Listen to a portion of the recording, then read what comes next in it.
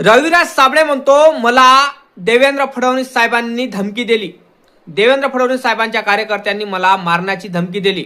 माझ्या घरी एरझरा मारत आहे. हा रविराज साबळे म्हणून राहिला. काय वाटतं तुम्हाला? खरं वाटतं काही खोटं वाटतं?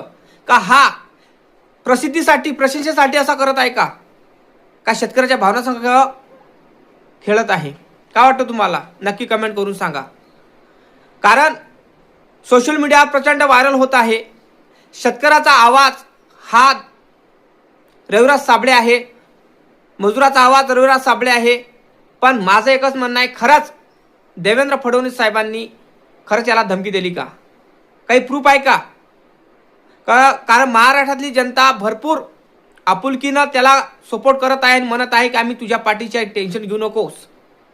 पण माझं म्हणत आहे की हा व्यक्ती अगोदर याने बच्चूभाऊ कडून आपण ट्रोल केला होता.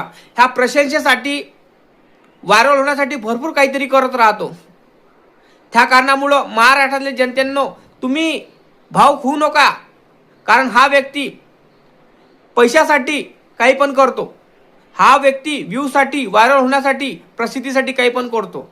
पण प्रश्न हा पडून राहिला की खरंच देवेंद्र फडणवीस साहेबांनी याला धमकी दिली का? तर याच्या हा जो लेटर दाखवतो, हा लेटर देवेंद्र फडणवीस साहेबांना दिलं का? नाही. तुम्हाला सांगतो मी, HPV ती वॅक्सिन आहे, HPV वॅक्सिन आहे. त्या वॅक्सिनचे व्हिडिओ याने बनवले होते. तर आरोग्य सेवकांनी याला लेटर पाठवले. का लेटर पाठवले? की बा तू महाराष्ट्रातल्या जनतेला गुमराह करू नको आणि अशा पद्धतीचे व्हिडिओ बनवू नको, अशा पद्धतीनं लेटर पाठवले, अशा नोटिसा पाठवल्या.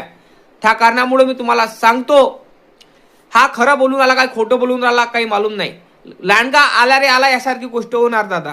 कारण अगोदर तुम्हाला माहित आहे बच्चूभाऊ कडू यांच्यावर ट्रोल केला होता. यानं म्हटलं होतं मुंबईहून आले चॉकलेट घेऊन आले, मुंबईला गेले चॉकलेट घेऊन आले. तर बच्चूभाऊ कडूंनी 2 लाखापर्यंत कर्जमाफी केली शेतकऱ्याची. विचार करा तुम्ही. अगोदर हा व्यक्ती म्हणत होता कर्जमाफी होणार नाही, मुळीच होणार नाही. पण बच्चूभाऊ कडूंनी कर्जमाफी करून दाखवली. हा रविराज पाटील दिसतो तसा नाही आहे दादा.